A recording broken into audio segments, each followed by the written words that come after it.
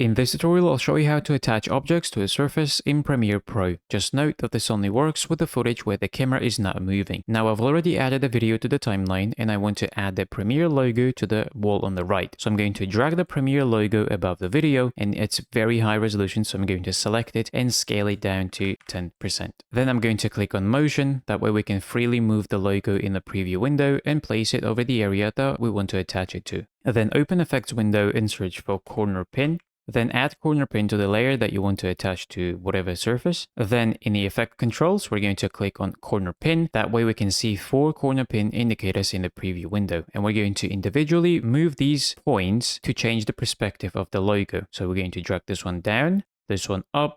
So the goal here is to match the logo's perspective with the perspective that we have in our scene. And something like this looks fine, so if we do the preview, now the logo will be stacked to the wall. And as I've said at the beginning, this only works with a static image where the camera is not moving. So if you have a video where the camera is moving a lot, you should use After Effects instead, so check out this video to know how.